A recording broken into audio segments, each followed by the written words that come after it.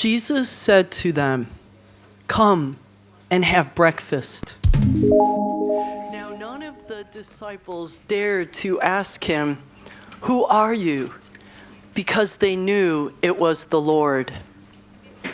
Jesus came Ningún and discípulo took the preguntó bread and gave it to quién them. era, porque sabían And que era el did the Señor. same with Jesús the vino, fish. tomó el pan y se lo This dio. was Y hizo lo now the mismo con el third time pescado. that Jesus appeared to the disciples Y after es la he was tercera raised vez from the dead. que Jesús aparece When they ante had los finished discípulos después de la breakfast, resurrección. Jesus said to Simon Después de haber Peter, comido, dice "Simon, Jesús son a of Simón John, Pedro, do you love me Simón de more than Juan, these?"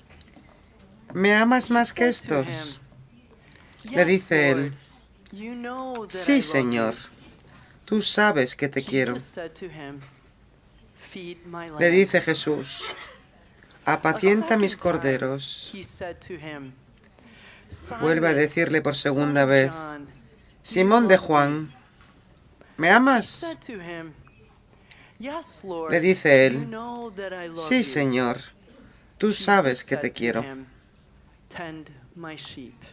Le dice Jesús, He said to him the apacienta third mis time, ovejas. "Simon, Le dice por tercera son vez, of John, Simón do de you love Juan, me?" ¿me quieres? Peter felt hurt because Se he said to entristeció him the Pedro third time, de que le "Do you love preguntase por me?" tercera vez, ¿me And he quieres? said to him, Y le dijo, "Lord, you know Señor, everything. tú lo sabes You todo, know that I love you." tú sabes que te quiero. Jesus said to him, Le "Feed dice my Jesús, sheep." apacienta mis ovejas. Very truly, I tell En you, verdad when you were te digo, younger, you used to cuando fasten eras your joven, own belt and go tú mismo te wherever you ceñías e ibas donde wished. But when you querías. grow old, Pero you cuando will llegues a stretch viejo, out your hands, extenderás tus and manos someone else will y otro fasten a te belt ceñirá around you and y te take llevará you where you a do donde not tú no wish to quieras. go.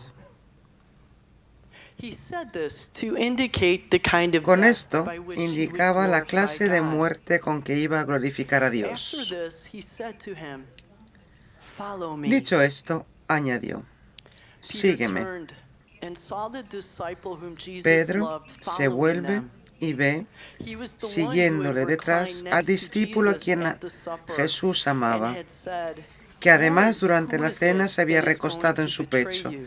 y le había dicho, Señor, ¿quién es el que te va a When entregar? Peter saw him, he said to Jesus, Viéndole "Lord, Pedro, dice a what about him?" Jesús, Señor, ¿y Jesus este said to qué? him, "If it Jesús is le my respondió, will that he remain until I si come, quiero que se quede hasta what que yo is venga, that to you? ¿qué te importa? Follow me."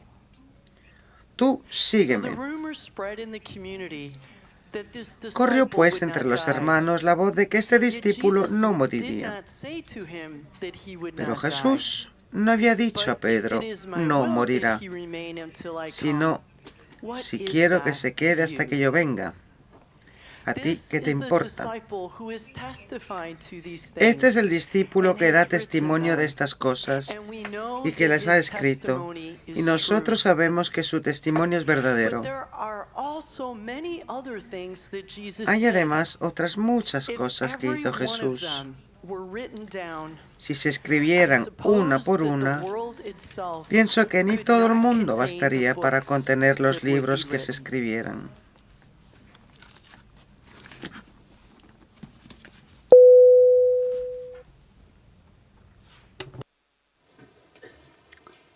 Now, at last, for the first time since his denial, Finalmente, por primera vez desde su negación, Jesús y Simón Pedro hablan entre ellos.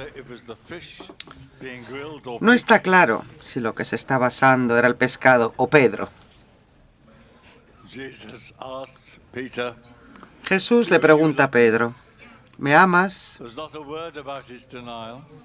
No hay ni una sola palabra sobre su negación. Lo que importa es hoy y no el pasado. Un dominico polaco, Lucas Popko, escribió. He did not ask for an explanation or Observad que Jesús no preguntó sobre el pasado, no pidió una explicación o una excusa. Tampoco preguntó sobre el futuro. ¿Me amarás? No pidió una promesa, prométeme que me amarás. Jesús preguntó sobre el presente. Y muy a menudo evitamos la pregunta del amor y la respuesta correspondiente, porque estamos atrapados, bloqueados en los fracasos del pasado o en las fantasías del futuro. El oficio divino empieza cada día con la súplica de Dios a nosotros. Oh, si hoy escuchas mi voz.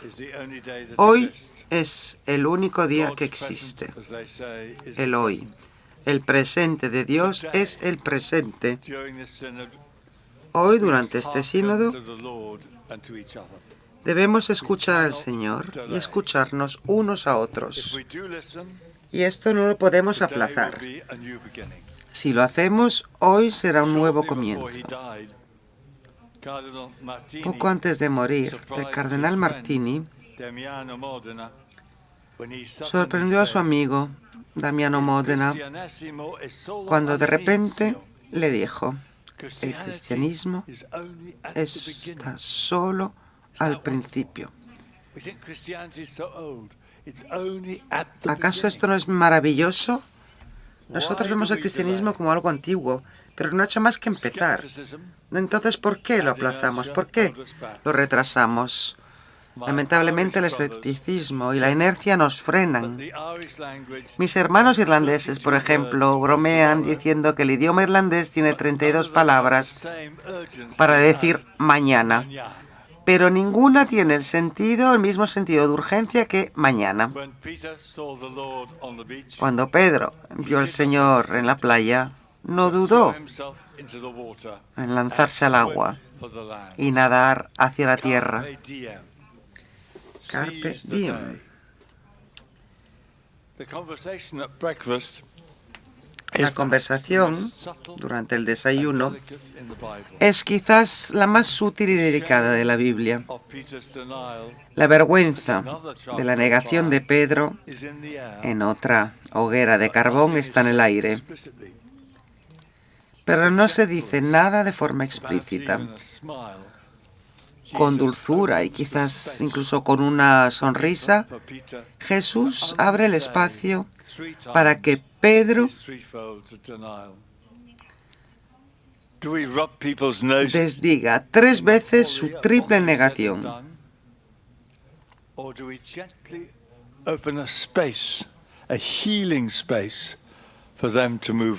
¿Qué hacemos? ¿Frotamos la nariz de las personas en la necedad de lo que han dicho o hecho, o abrimos suavemente un espacio para que puedan seguir adelante? ¿Me amas más que estos otros? En Mateo y Marcos, que Juan sin duda alguna conocía, Pedro había afirmado exactamente eso en su noche de vergüenza. Aunque todos los demás te abandonen, yo no lo haré. Yo te amo más, y ahora lo hace de nuevo.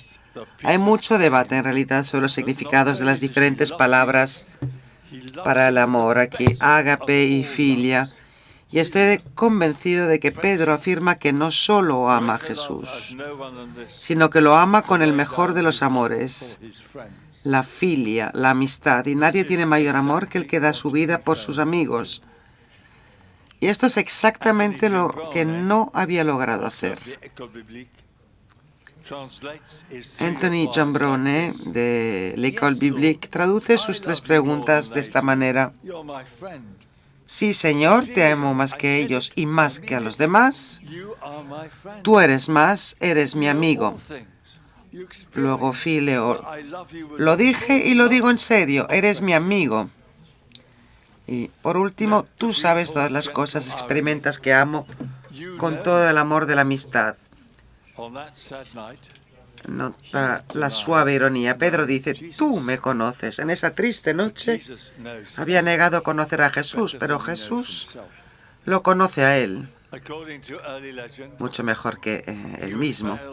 Y según una leyenda antigua, volvería a fallar. Durante la persecución de Nerón, huyendo de Roma, se encontró con Cristo yendo a la ciudad y le pregunta a su Señor, ¿dónde vas? Quo vadis? A morir de nuevo. Finalmente, Pedro muestra el mayor de todos los amores que había profesado 2 veces y negado. Finalmente, al final de su vida, Pedro es fiel a su voto de amor. Y esto nos da valor a todos nosotros cuando fallamos. Puede que tardemos una vida entera en aprender a respetar los votos, a ser fieles. Y esta es una lección fundamental para este sínodo, creo yo. Jesús confió en Pedro y le confió el rebaño, a pesar de que hasta ese momento había sido poco fiable.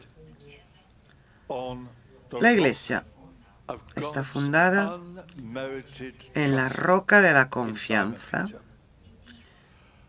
inmerecida de Dios en Simón Pedro.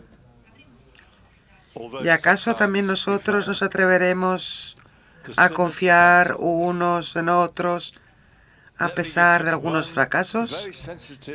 Este sínodo depende de ello, depende de nuestra confianza. Un ejemplo, porque es mejor llamar las cosas por su nombre. No es un secreto que fiducia supplicans provocó angustia e incluso ira entre muchos obispos de todo el mundo, en muchos países. Algunos miembros de este sínodo se sintieron traicionados, pero la Iglesia solo se convertirá en una comunidad fiable, confiable, si tomamos el riesgo, como el Señor, de confiar unos en otros, incluso cuando estamos heridos o nos sentimos heridos. El Señor confía en nosotros una y otra vez, en cada Eucaristía, aunque nosotros lo traicionemos una y otra vez. La crisis de los abusos sexuales nos ha enseñado dolorosamente que esta no puede ser una confianza irresponsable que ponga en peligro a otros, especialmente los menores, pero sí una confianza que abraza nuestro propio riesgo de ser heridos. Vivimos una crisis global de confianza. Los políticos de todos los partidos dicen que los políticos de los demás partidos no son de fiar. Y por eso al final nadie confía ya en los políticos, ni en unos ni en otros. En todo el mundo, los jóvenes están perdiendo la confianza en la democracia. Las fake news, las noticias falsas, la manipulación de los medios de comunicación nos impide confiar en lo que se está diciendo, en lo que se presenta como la verdad. Exigimos cada vez más rendición de cuentas, más pruebas, más informes, y aún así nunca pueden disipar nuestras sospechas, nuestras dudas. Una crisis de confianza anima a la gente a comportarse de forma poco confiable, ya que todos los demás seguramente desconfían. Clemente de Alejandría escribió en el tercer siglo que debemos correr el hermoso riesgo de pasarnos al campamento de Dios. Ese es el campamento de quienes confían en el Señor y en los demás, incluso cuando parece insensato. No podemos decir, no voy a arriesgarme nunca más. No quiero arriesgarme a que me hieran una vez más. Un campesino se acercó a San Francisco de Asís y le preguntó, ¿eres Francisco? Y el campesino le dijo,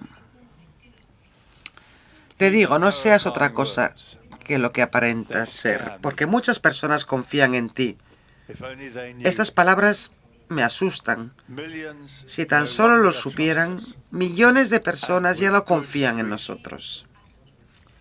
Y con razón. Y sin embargo, nosotros tenemos que empezar a construir, a reconstruir la confianza. Y tenemos que empezar por nosotros aquí en esta asamblea.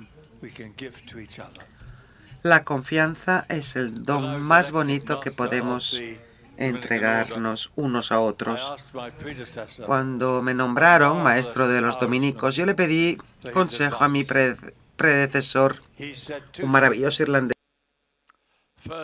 Le pedí que me diera un consejo y me dijo, primero, cuando viajes a lugares lejanos, lleva siempre contigo un poco de papel higiénico en el bolsillo trasero de tu pantalón. Muy sabio este maestro. Y en segundo lugar, me dijo, confía en los hermanos. Ten confianza en los hermanos. La orden ha votado para confiar en ti y tú debes confiar en los hermanos. Y yo les digo lo mismo. Santo Domingo, por ejemplo, confió en los novicios y los envió a predicar, aunque los cistercienses estaban seguros de que todos huirían. Y sin embargo esto no ocurrió. La confianza une la red de Pedro. Uno de nuestros provinciales era un buen hermano, un dominico. Sin embargo, luchaba con el alcoholismo. Y, para mi sorpresa, fue reelegido como provincial. Yo pensé que nunca lo iban a reelegir, pero me sentí muy orgulloso de que el capítulo provincial tomara este riesgo y confirmé la elección. Y me recuerda un dominico estadounidense que tenía un problema con el alcohol, fue a ver a su médico y el médico le dijo, padre, lo mejor que podría hacer usted es dejar de beber por completo. El hermano respondió, doctor, yo no soy digno de lo mejor. ¿Cuál es la segunda mejor opción?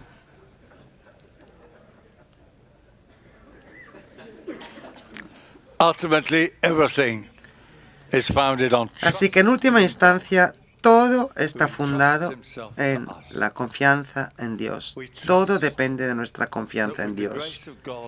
Y Dios confía en nosotros. Y confiamos en que la gracia de Dios, que con la gracia de Dios, este sínodo dará fruto, aunque no podamos anticipar cuál será. Y puede que no sean los frutos que queremos nosotros, que deseamos nosotros. Un poema de Teilhard de Chardin dice lo siguiente. Sobre todo, confía en la lenta obra de Dios. Somos naturalmente impacientes en todo para llegar al final sin demora. Nos gustaría saltarnos las etapas intermedias y nos impacienta estar en camino hacia algo desconocido, algo nuevo. Sin embargo, es la ley de todo progreso, que se cumple pasando por algunas etapas de inestabilidad y que puede llevar mucho tiempo. Otro jesuita, hoy estoy de muy buen humor.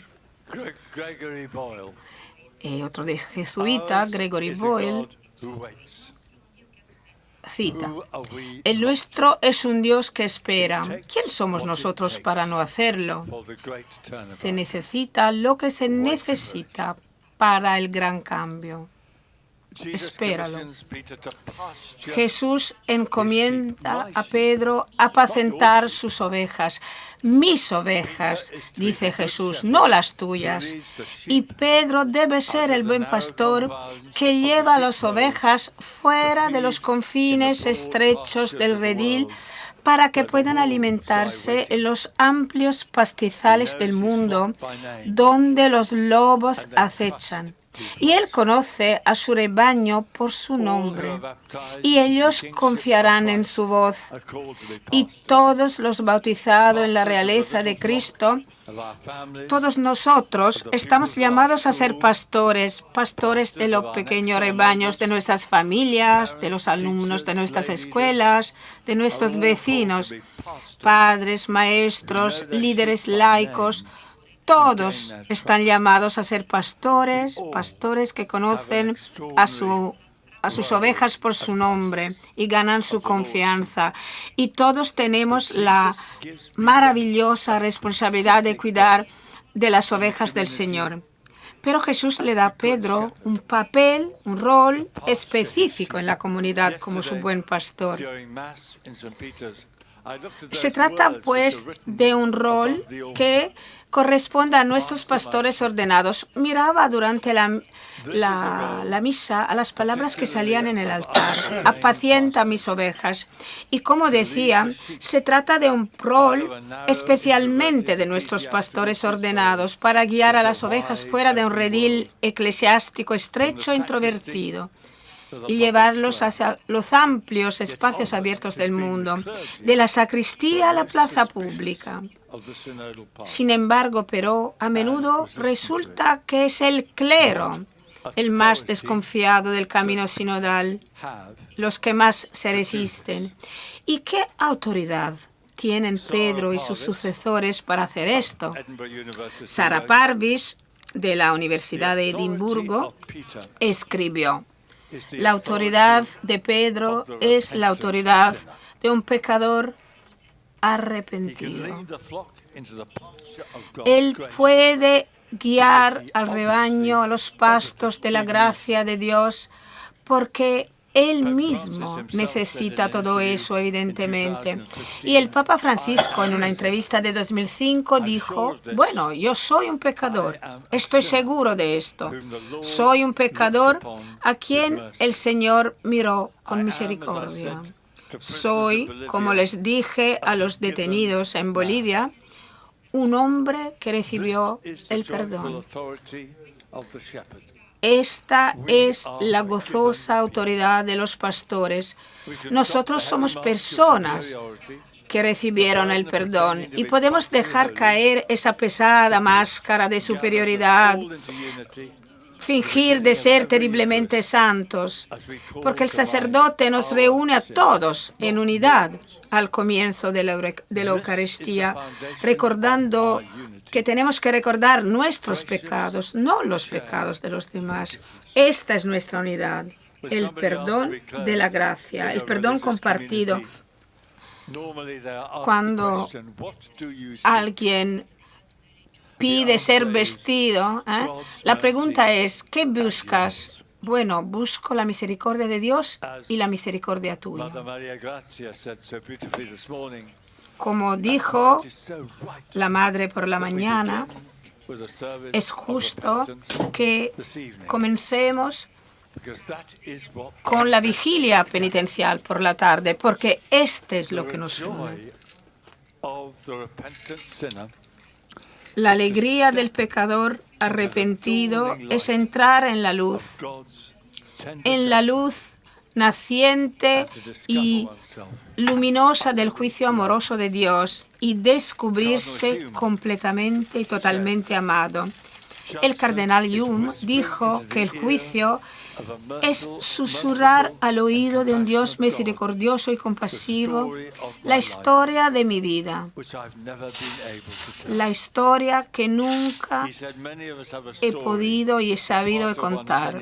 Muchos de nosotros tenemos una historia sobre la cual nunca hemos podido hablar con nadie. El miedo, por ejemplo, a ser malinterpretados, la incapacidad de entendernos a nosotros mismos, la ignorancia del lado más oscuro de nuestra vida oculta o simplemente la vergüenza hacen todo eso muy difícil para muchas personas.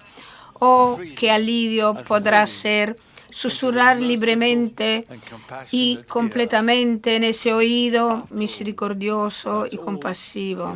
Al fin y al cabo, eso es lo que él siempre ha querido. En la playa, Pedro aún no estaba listo para contar la historia de su propia necesidad de perdón. Pero ese día llegará. Y el primer relato que tenemos de la negación de Pedro a Jesús está en el Evangelio de Marcos. A menudo se llama las memorias de Pedro. San Marco conocía muy bien el fracaso de Pedro porque Pedro lo había compartido con él. Y durante la persecución de Nerón, la Iglesia en gran medida se había derrumbido y los cristianos se traicionaban recíprocamente. Y parece que en realidad fue entonces cuando Pedro reconoció su propio fracaso. Tú traicionaste al Señor y también yo lo hice. El Instrumentum Laboris dice que a menudo hemos exigido que el pueblo de Dios fuera responsable ante la jerarquía, pero la jerarquía también debe ser responsable ante el pueblo de Dios. Y en el momento más oscuro, Pedro dio cuenta de sí mismo a su gente, a su pueblo, y eso convirtió en alegría su vergüenza. Este es el ministerio de unidad del pastor. Un misterio que nos reúne para que nosotros, los pecadores arrepentidos, atrevamos a decir Padre nuestro. El elitismo clerical, pues, no significa simplemente una falta de humildad, sino que es un renegar la identidad sacerdotal. Sería como ser un jardinero que piensa simplemente que el trabajo suyo es arrancar las flores, o un payaso que no hace reír a nadie. Y Pedro, al final, logra ese supremo acto de amor. Nadie tiene mayor amor del que da su vida por sus amigos. Y el sacerdote es el ministro de la amistad divina. El Instrumentum Laboris nos advierte que los sacerdotes a menudo hablan de un cansancio, sobre todo vinculado a una sensación de aislamiento, soledad, del estar desconectado de relaciones saludables, sostenibles, y sentirse abrumados por esa demanda de poder proporcionar respuesta a cada necesidad. Y el sínodo parece ser una cosa más, algo más que deben hacer personas que ya están más allá de sus límites. Y la tentación del sacerdote, pues, es ser solitario, haciendo todo por sí solo, por sí mismo. Pero eso contradice su vocación, porque está llamado a la amistad. Amistad con Dios, amistad con los laicos, amistad con los marginados, amistad con los otros sacerdotes en el presbiterio. Y San Antonio el Grande, en el desierto, se convirtió en el amigo de todos. ¿Y por qué? Porque logró una total transparencia. Peter Brown escribió, él llegó a irradiar tan encanto magnético y apertura a todos que cualquier extraño que lo encontrara, rodeado de multitudes de discípulos, monjes, peregrinos, laicos, sabía bien cuál era el gran Antonio.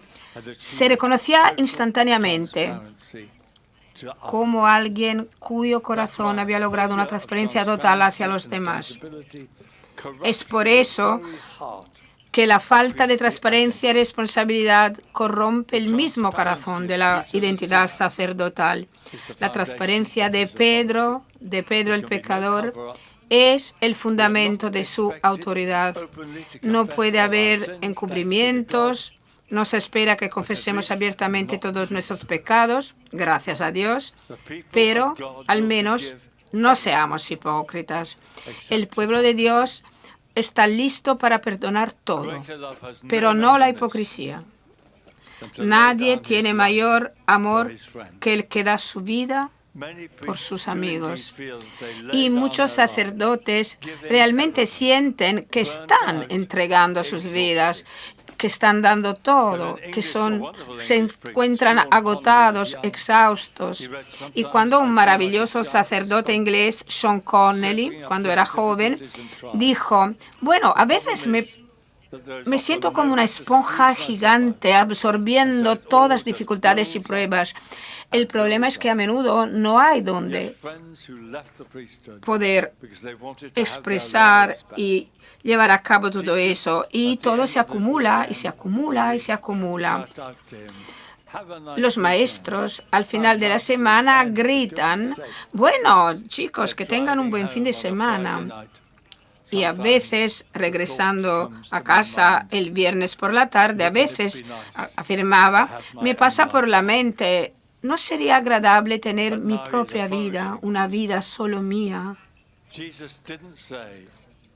Pero ahora es un sacerdote maravilloso, porque Jesús no dijo, he venido para que sobrevivan y sobrevivan abundantemente. No. Gloria Dei est homo vivens. La gloria de Dios es un ser humano plenamente vivo. Entregar la vida no significa entregar la agenda, no significa hacer todo por sí mismos. Y el cardenal Ratzinger citó estas palabras en el funeral de Juan Pablo II.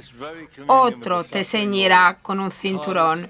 Y es en esta misma comunión con el Señor sufriente incansablemente y con renovada intensidad, Él proclamó el Evangelio. El misterio de ese amor que llega hasta el final. Entregar la vida es un acto de amor, no un trabajo interminable sin fin. Compartir el tiempo libre, las risas, cuando Jesús comía con las prostitutas, así los recaudadores de los impuestos. Así que Pedro tiene la autoridad del pecador arrepentido. Y Jesús le dice a Pedro, sígueme. Y Pedro mira al discípulo a quien Jesús amaba y que ya está siguiendo al Señor y le dice, ¿y qué hay de él? Pregunta Pedro. ¿Pero qué te importa? Le responde Jesús. El discípulo amado tiene su propia autoridad. Vio el sepulcro vacío y creyó. Hemos estudiado su testimonio y sabemos que su testimonio es verdadero. En la cruz, Jesús confía a su madre, a su cuidado. Ayer James Martin compartió conmigo la idea que fuera Lázaro. El momento en que compartió esa idea, yo he dicho, bueno, tiene razón, qué idea maravillosa. Creo que tenga razón. Sí, creo que tenga razón. Claramente, a pesar que es de Filadelfia. Cada uno se remite a la autoridad del otro. Pedro reconoce la autoridad del discípulo amado la noche antes de que Jesús muriera, cuando le pidió que preguntara a Jesús, ¿quién lo traicionará? Y probablemente fue el discípulo amado quien tuvo la autoridad para que Pedro pudiera entrar en la casa del sumo sacerdote. Pero es siempre el discípulo amado que defiere a Pedro. Corre hacia la tumba y llega primero, pero respeta la antigüedad de Pedro y le permite entrar primero. El papel de los pastores es ser modestos y honrar la autoridad de todos los que están a su cuidado. Todos tienen algo que ofrecer. Vincent Donovan, que era un sacerdote misionero que trabajaba con los masáis en la África Oriental y por mucho tiempo se planteaba preguntas sobre su papel sacerdotal. Se preguntaba qué significa ser un sacerdote y descubrió, y es una cita, dijo, él no sería el que en la comunidad supiera más teologías, el teólogo, no sería el predicador o el evangelista de la comunidad, no sería el profeta, no sería el miembro más importante de la comunidad en el sentido del que iba a dar la contribución más importante de la que la comunidad podría ser capaz algún día. No, sería el punto focal de toda la comunidad, el que permitiría a la comunidad actuar en la adoración y en el servicio, el signo de su unión con el exterior, la Iglesia Universal. Sería su sacerdote. Los sucesores del discípulo amado son todos aquellos cuyos ojos están abiertos para ver al extranjero en la playa y declarar, este es el Señor, esa es la autoridad suya. Madre Teresa de Calcuta vio al Señor muriendo en las calles de Calcuta y vio al Señor. Y María Magdalena también tiene su autoridad como la primera a quien habló el Señor resucitado, la apóstol de los apóstoles. Su tierno amor la abre al encuentro de su presencia. Tomás tiene su autoridad por su pasión por la verdad. Y cada uno se defiere al otro, se entrega al otro. La rivalidad es enemiga de la buena autoridad de la Iglesia. Un santo ermitaño en el desierto repelió todos los ataques de una manada de demonios, pero Satanás vino y le susurró al oído: tu hermano ha sido nombrado obispo de Alejandría. Y el ermitaño santo explotó como una furia. Y Satanás le dijo: bueno, así es como se hace. Así que en este sínodo podemos discernir la autoridad de los demás y remitirnos, deferir a ella. ¿Qué nuevos ministerios son necesarios para que la Iglesia reconozca su autoridad y los encomiende ejercerla? El Evangelio arroja luz sobre muchos que actuaron con autoridad en ese tiempo. Nosotros también podemos hacerlo. Que podamos hacerlo hoy, porque hoy es el único día que tenemos. Carpe diem. Aproveche el momento, el attimo.